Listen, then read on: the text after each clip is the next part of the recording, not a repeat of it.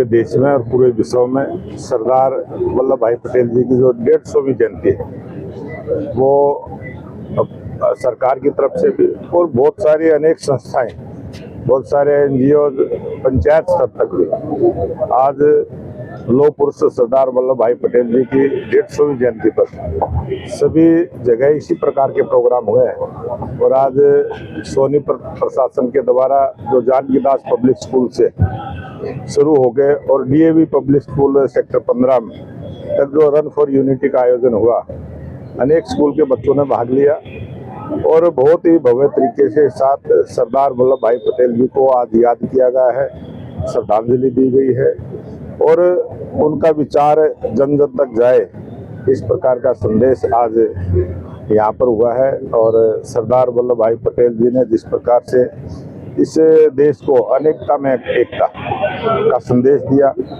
और आज़ादी के बाद जो अंग्रेजों ने जिन रियासतों को स्वतंत्र करने का एक प्रस्ताव दिया था और सरदार वल्लभ भाई पटेल जी ने उन सब जो 565 रियासतें थी, 562 रियासतों को एक करने का काम किया था। जो 3 रियासतें बची थी जम्मू कश्मीर की, उनको वर्तमान के प्रधानमंत्री नरेंद्र मोदी जी के मार्गदर्शन में और देश के गृह मंत्री अमित शाह जी ने, उस समय के गृह मंत्री सरदार वल्लभ भाई पटेल ने जहां 562 रियासतों को एक करने का काम किया था, अमित शाह जो वर्तमान के गृह मंत्री है, उन्होंने जो बची हुई 3 को पूरा करते हुए एक भारत श्रेष्ठ भारत का जो संकल्प सरदार वल्लभ भाई पटेल जी ने लिया था उसको पूरा किया है। और ये देश एकता के सूत्र में बंधा रहे, इस प्रकार का संदेश आज सभी युवाओं को। सर, बिहार में चुनाव का जो शोर है वो पूरे देश में है, वो गूंज रहा है। बिहार में एनडीए चुनाव लड़ रही है, क्या आपको लगता है क्या रहने वाला है? बिहार की जनता मन बना चुकी है और बिहार की जनता पूरे मन के साथ देश के प्रधानमंत्री नरेंद्र मोदी जी के साथ है, उनकी नीतियों के साथ है, उनका जो विकास का मॉडल है उसके साथ है। और 6 तारीख का 6 नवंबर का इंतजार है लोगों को।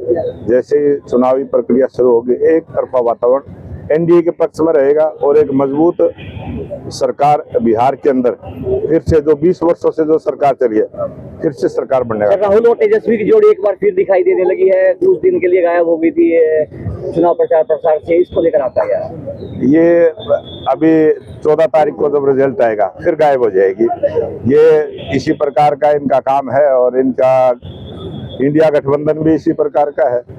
और जो उनकी विचारधारा है, जिस प्रकार का उन्होंने संदेश दिया है, जिस प्रकार की वो भाषा का प्रयोग करते हैं, देश के लोग उसको पसंद नहीं करते और देश के लोगों को पसंद है तो देश के प्रधानमंत्री नरेंद्र मोदी जी। सर, विपक्ष लगातार आरोप लगा रहा है हरियाणा सरकार पर, जो रोजगार देने थे वो रोजगार है वो नहीं दिए जा रहे हैं, जो नौकरियां देनी थी सरकारी वो नौकरियां नहीं निकाली जा रही है। सीटी को लेकर भी उन्होंने एक प्रचार प्रसार है वो करना शुरू किया कि केवल डिकोस्ला है सरकार का। ये इस प्रकार का आपके चैनलों के माध्यम से, अखबार के माध्यम से बहुत बार सुनने को मिलता है। और अभी भूपेंद्र सिंह हुड्डा ने बयान दिया है ताकि 10,000 नौकरी दे पाए।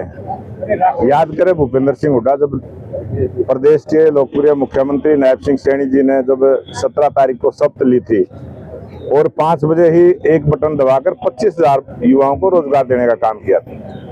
और उसके बाद भी बहुत सारे युवाओं को रोजगार देने का काम किया है। जो हमने अपने संकल्प पत्र में बात कही थी कि 2 लाख सरकारी नौकरी देने का काम करेंगे, उसको भी हमारी सरकार पूरा करेगी। और जो हमने बात कही थी कि 10 IIMT बसाते हुए हम 50 लाख युवाओं को रोजगार देने का काम करेंगे, वो योजना हमारी भी सफल होगी।